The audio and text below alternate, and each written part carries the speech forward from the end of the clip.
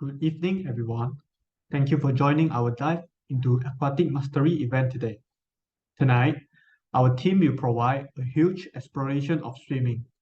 Before we start this event, I would like to have a quick introduction to my team. Our host of this event is Mr. Liu Junjian, which is me. The breaststroke speakers are Mr. Wong Haran and Mr. Vijay Singh. Our front cross speakers are Mr. Oswald and Mr. Lim Jia. Mr. Ng Su Hong and Mr. Marcus will be sharing the knowledge of water tracking and life saving. Without wasting our time, let us start our topic today. Before we go into deeper knowledge, we should know what is the basic of swimming. Do you know what exactly swimming is? I know some of you will say moving inside the water. This is not wrong, but not so accurate. The meaning of swimming is actually the self-propulsion of a person through water. Swimming coordinated movement of the limbs and the body to achieve hydrodynamic thrust. Swimming involves repeated motions known as strokes. For example, front crawl, breaststroke, and also butterfly stroke. There are a lot of benefits to swim. First, swimming can keep our heart rate up but take some of the impact stress of your body. Second, swimming can build endurance, muscle strength, and cardiovascular fitness. Third, swimming can help us maintain a healthy weight, healthy heart, and lungs. Swimming can also tone our muscles and build strength. Last but not least, swimming can provide an all-over body workout as nearly all of our muscles are used during swimming.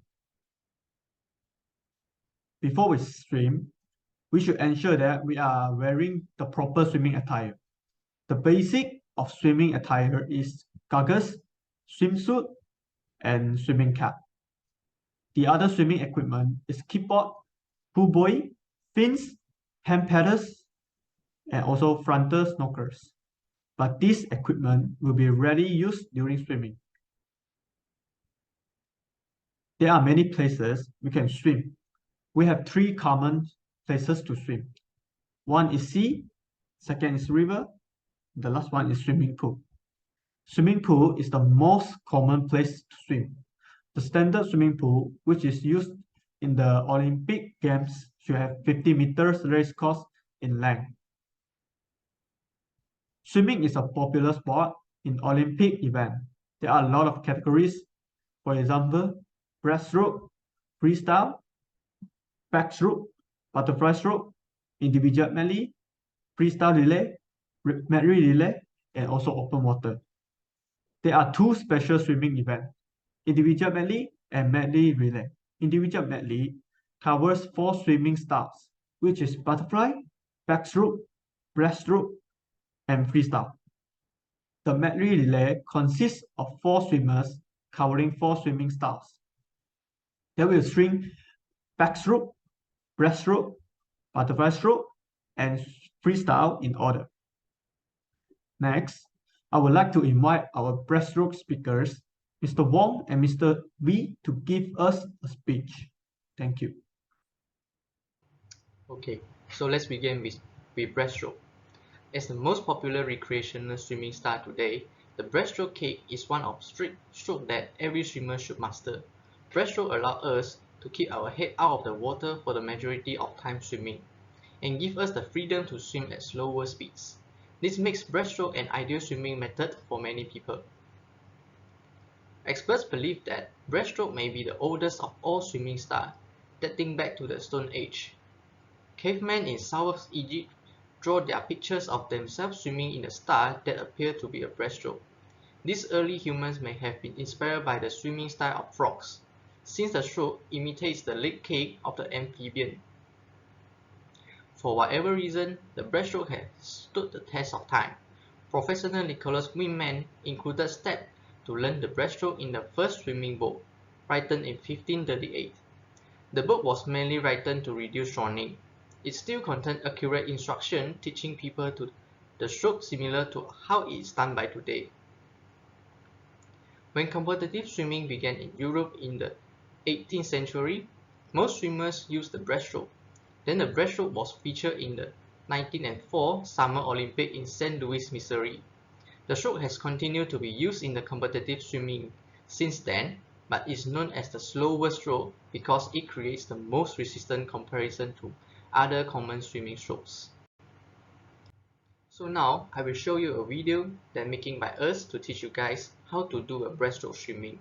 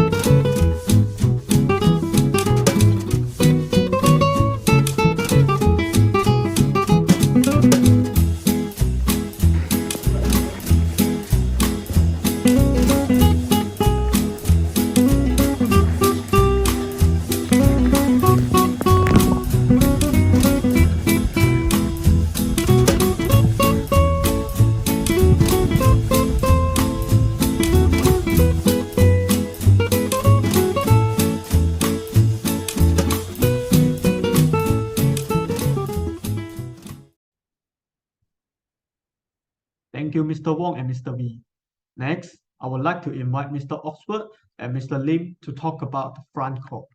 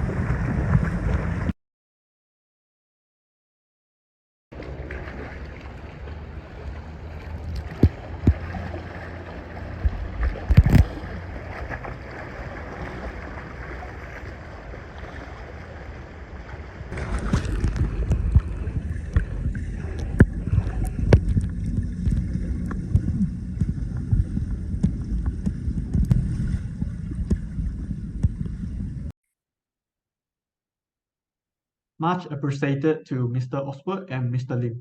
I know many of us would like to know how to water threading. Mr. Ng, can you share some knowledge about water threading to us? Hello everyone. So now I will going to explain water trading. So the definition of water trading is allow you to stay afloat in the water and maintain your position in the water without sinking. So it also involves a combination of leg movements and arm motion. So to do the water trading, it requires you to do three techniques. So the first one is kicking motion. For example, like flutter kick. And then the second one, hand motion. So the hand motion is going to be like scrolling or circular motion. And then the third techniques is breathing techniques. So it require body training. It require your breathing will be like deep and slow breath. So the next one I'm going to talk about is why water trading. Thank you, Mr. Ng. I know a lot of our audience are worried about their safety in the swimming pool. Mr. Marcus, can you share some knowledge about life saving? Thank you, Mr. Liu. We will be talking about life-saving next. Life-saving is the act involving rescue, resuscitation, and first aid. It often refers to water safety, aquatic rescue, swimming pool rescue, and other emergency medical services. It can also be a sport, where lifesavers compete based on skills, speed, and teamwork. For example, administration of CPR, AED, first aid, and emergency oxygen administration. It ideally should be done by professionals, as there are institutes in Malaysia which provide training and certification, like the Life Saving Society Malaysia, LSSM. Swimmers, the most important thing is to keep yourself safe and prevent drowning. So first of all, don't panic. Keep your head up and try to breathe normally. The body floats better when the lungs are full of air. The second step is to toss away anything weighing you down, such as shoes or bags. The third step is to attract attention to your difficulties by shouting, waving, or splashing water. The fourth step is, if you're tired, try to lay on your back and tilt your head back to breathe. The fifth step is to try to stay relaxed as possible and stay oxygenated. This is the demonstration done by fellow students.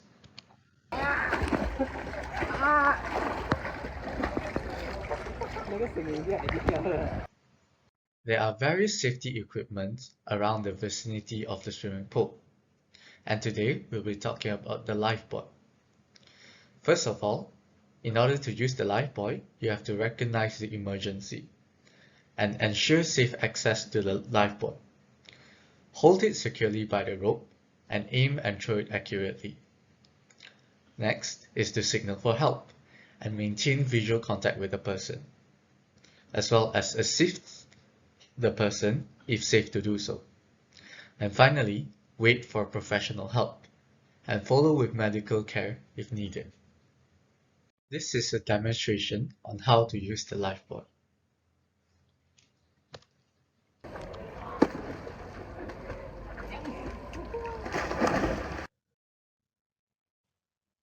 Next, we will be talking about cardiopulmonary resuscitation, or CPR for short.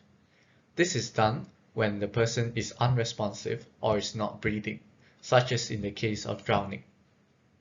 First of all, put the person on their back on a firm surface. Tap the person to see if they're responsive and ask if they're okay. If the person is unresponsive, call emergency services. If the person is not breathing, begin CPR. Place the palm of your hand on top of your other hand and lace your fingers together. Then, kneel down, place your hands in the center of the chest and keep your shoulders directly over your heads. Push hard at a rate of 100 to 120 compressions a minute. The American Heart Association suggests performing compressions to the beat of the song Staying Alive. So an example will be played shortly.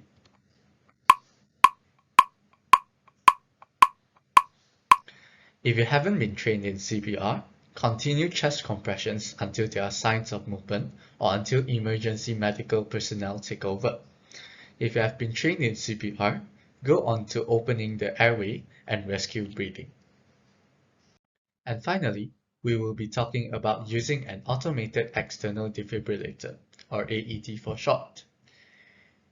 An AED checks the patient's heart rhythm and determines if an electric shock is needed to restore normal rhythm. In order to use it, you have to first expose the patient's chest and apply the sticky pads as shown on the device. Next is to pay attention as the AED will give step-by-step instructions. Follow the instructions and call for emergency personnel if needed.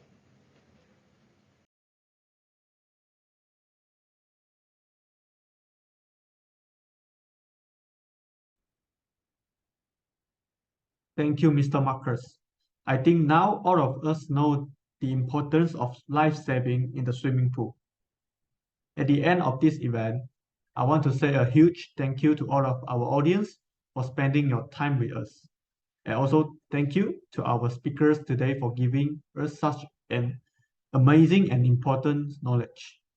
That's all for today. Thank you very much. Have a nice day.